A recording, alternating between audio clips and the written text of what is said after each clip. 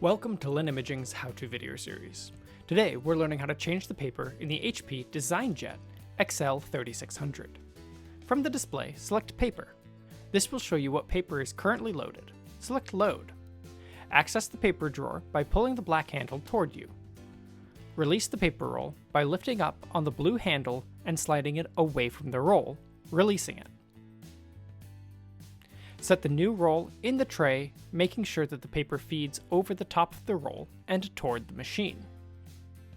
Next, slide the blue handle back onto the roll, locking it into place.